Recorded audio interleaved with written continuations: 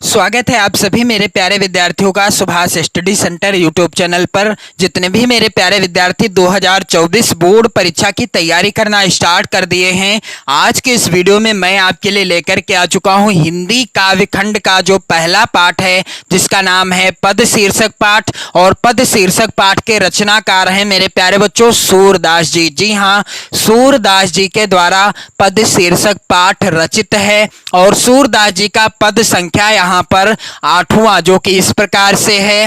उधो मन न भये 10-20, एक हु तो सो गयो श्याम संगे को अवराधे ईस। इंद्री शिथिल भई के सो बिनु, ज्यों देहि बिनु शीस।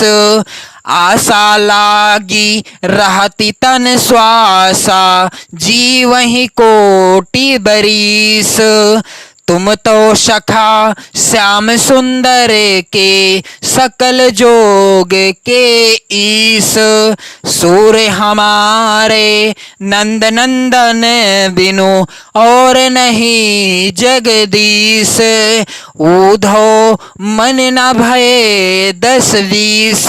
तो यह जो है पद, इसका आज के इस वीडियो में मैं आपको संदर्भ, प्रसंग, व्याख्या और काव्य सौंदर्य बताऊंगा। और आपसे एक और निवेदन है कि यदि आपने सूरदास जी के द्वारा रचित पद संख्या पहला, यानी पहला जो पद है यहाँ पर, चरण कमल वंदो हरिराई। दूसरा पद, अविगत गति कछु कहत नावे। तीसरा पद, किलकत कान्ह घुटुरवनी आवत। और चौथा पद, मैं अपनी सब गाय चरई हूं। और पांचवा पद, मैया हो न चरई हो गाई। छठा पद, सखीरी मुरली लीजे चोरी। और यहाँ पर आप सभी लोग ध्यान दीजिएगा, 7वें नंबर का पद है, जो कि इस प्रकार से, उधो मोहि ब्रज विसरत नाही। इन सभी पदों का मैंने वीडियो प्रोवाइड करा दिया है। यदि आप देखना चाहते हैं इन सभी पदों से रिलेटेड वीडियो, तो आप चैनल की प्लेलिस्ट में जाएं, वहां पर आपको वीडियो मिल जाएंगे, जहां से आप वीडियो के माध्यम से अपनी नोट्स भी कंप्लीट कर पाओगे। और मैं वादा करता हूं, 100% की गारंटी लेता हूं कि यदि आप वीडियो को अच्छे से देखोगे, अपनी नोट्स बना लोगे, तो आपको व्याख्या रटना नहीं पड़ेगा, सीधा आपके दिमाग में व्याख्या बैठ जाएगी वीडियो देखने के बाद। और मैं इस पद की भी व्याख्या आपके सीधे दिमाग में बैठा दूंगा, आपको रटने का कोई काम नहीं है। तो मेरे प्यारे बच्चों, जब भी हम किसी पद्यांश का संदर्भ लिखते हैं, तो सबसे पहले उसके शुरुआत के शब्दों को और अंतिम के शब्दों को लिख लिया जाता है। जैसा कि यहाँ पर आप देख पा रहे होंगे, उधो मन ना, शुरुआत के शब्दों को लिखा। काले पेन से आप लिखिएगा, लाल पेन का प्रयोग आपको नहीं करना है, ना तो नोट्स बनाते समय और ना ही बोर्ड परीक्षा की कॉपी पर। तो यहाँ पर लास्ट के शब्दों को लिख दिया, नहीं जगदीश। फिर संदर्भ हेडिंग डाल दी। संदर्भ क्या होगा?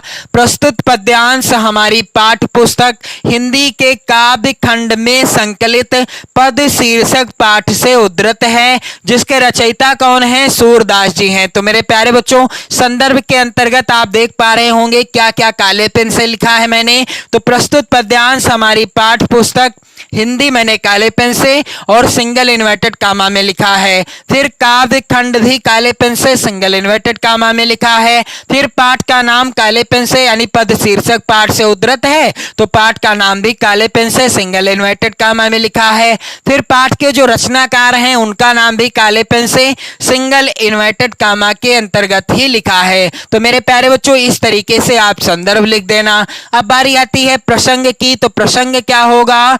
प्रस्तुत पद में गोपियां, यहां प्रसंग आप काले पेन से हेडिंग डालेंगे और प्रसंग क्या हो जाएगा? प्रस्तुत पद में गोपियां उद्धव जी से अपने मन की व्यथा कहती हैं कि वह श्री कृष्ण के अतिरिक्त किसी अन्य की आराधना नहीं कर सकती। जब उद्धव जी जाते हैं ब्रज को गोपियों को निर्गुण ब्रह्म की आराधना करने का उपदेश देने के लिए, तो गोपियां उनको समझाती हुई कहती हैं कि हे उद्धव जी, हमारी मन की व्यथा को समझो, हमारे दुख को समझो।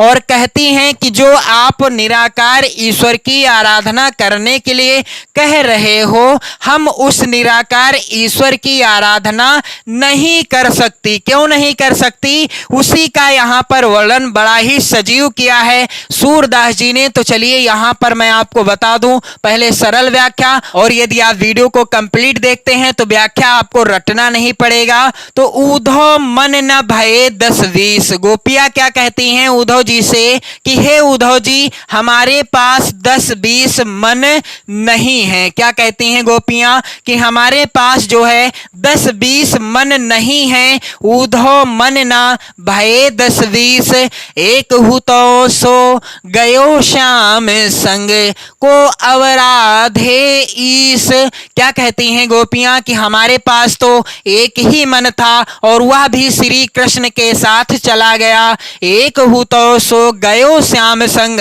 यानी हमारे पास तो एक ही मन था और उस मन को भगवान श्री कृष्ण ही लेकर चले गए, यानी उन्हीं के साथ चला गया। को अवराधे ईस, और अब हम किस मन से तुम्हारे निर्गुण ब्रह्मा की आराधना करें। को अवराधे ईस, यानी अब बताओ, हमारे पास एक ही मन था और वो मन हमारे आराध्य देव श्री कृष्ण के साथ चला गया। अब हमारे पास मन ही नहीं बचा, तो हम किस मन से तुम्हारे द्वारा बताए गए निर्गुण निराकार ब्रह्म की आराधना करें। तो इंद्री शिथिल भई के सब बिन ज्यों देहि दिनु शीस। गोपियां उद्धव जी से कहती हैं कि श्री कृष्ण के बिना हमारी इंद्रियां उसी प्रकार शिथिल अर्थात शक्तिहीन और निर्बल हो गई हैं, जैसे बिना सिर वाला धड़ शिथिल और बेकार हो जाता है। इंद्री शिथिल भई केशव बिनु ज्यों देहि दिनु शीश। गोपियां क्या कहती हैं कि हमारी जो इंद्रियां हैं केशव के बिना यानी भगवान श्री कृष्ण के बिना उसी प्रकार से शिथिल हो गई हैं, यानी बेकार हो गई हैं। जिस प्रकार से क्या, जिस प्रकार से यदि किसी शरीर से उसका सिर हटा लिया जाए तो उसका जो है धड़ यानी शरीर जो है, बिना सिर का जो शरीर होगा, धड़ जो होगा, वह किसी काम का नहीं, यानी वह बेकार होता है, हो जाएगा। इंद्रिय शिथिल भई केशव बिनु ज्यों देहि दिनु शीस, यानी जो शरीर बिना सिर का होगा वह किसी काम का नहीं होगा। आशा लागी रहति तन श्वासा जीवहि कोटि बरीस।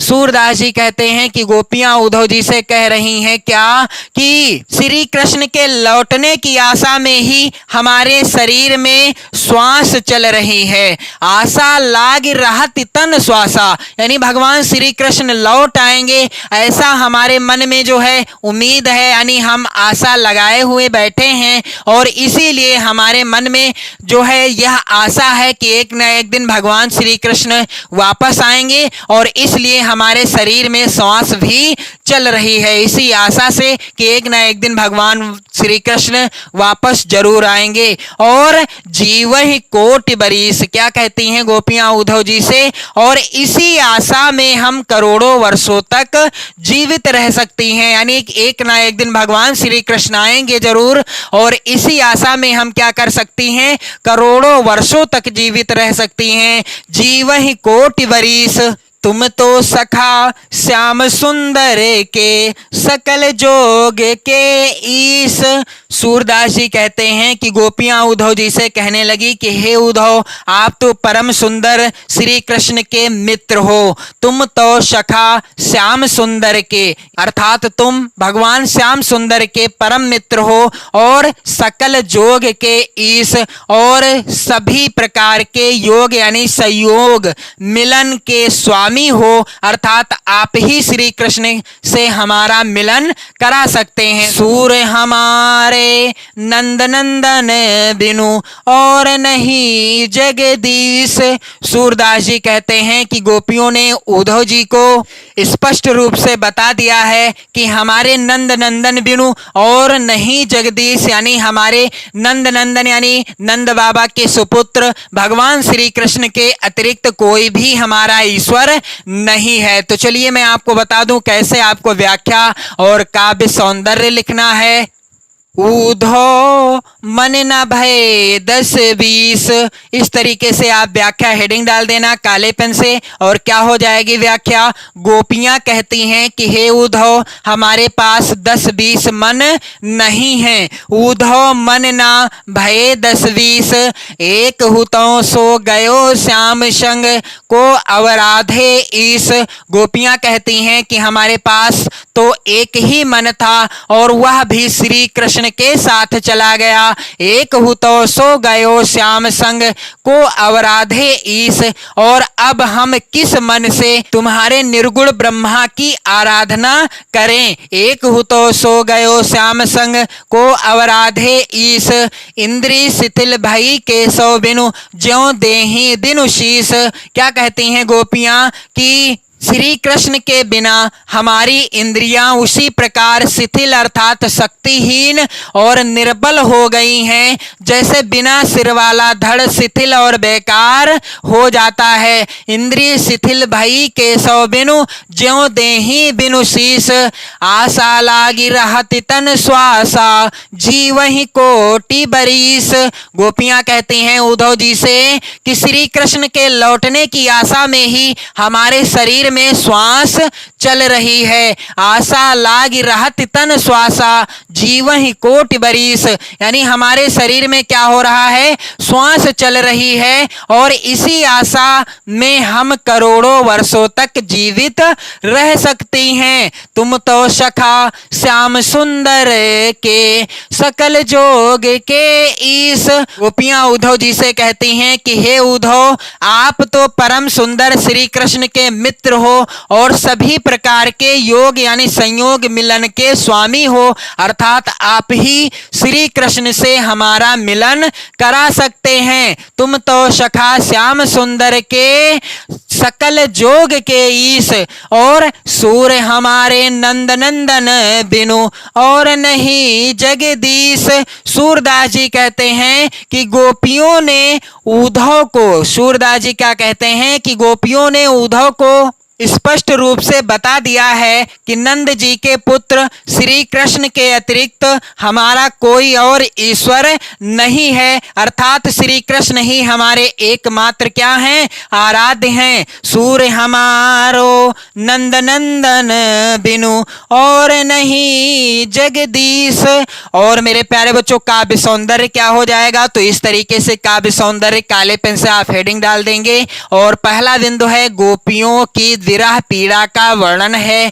दूसरा बिंदु है भाषा। तो मैंने आपको बताया कि सूरदास जी के जितने भी पद हैं आपकी पाठ्य पुस्तक में, सभी पदों की भाषा क्या है? ब्रज भाषा है। रस यहाँ पर विप्रलंब श्रृंगार यानी वियोग श्रृंगार है। छंद यहाँ पर गेय पद है और अलंकार यहाँ पर उपमा, श्लेष तथा अनुप्रास अलंकार की अभिव्यक्ति हुई है। शैली गीत मुक्तक शैली है। और मेरे प्यारे बच्चों, आप सभी लोग वीडियो को जरूर शेयर कर देना, लाइक कर देना, अपने प्यारे प्यारे कमेंट भी करते रहना। इसके बाद अगले वीडियो में मैं आपके लिए लेकर के आऊंगा सूरदास जी के द्वारा रचित पद संख्या 9, उद्धव जाहु तुम्हें हम जाने, श्याम तुम्हें हिया को नहीं पठयो, तुम हो बीच भुलाने। इस पद्यांश का संदर्भ, प्रसंग, व्याख्या और काव्य सौंदर्य बताऊंगा अगले वीडियो में। तो आप सभी लोग वीडियो को शेयर कर दें, लाइक कर दें, अपनी नोट्स भी बनाते रहें चैनल के साथ जुड़कर, और साथ ही साथ अपने प्यारे प्यारे कमेंट भी करते रहें, पढ़ते रहें, मस्त रहें, स्वस्थ रहें, अपने परिवारजनों का हमेशा ध्यान रखते रहें। जय हिंद।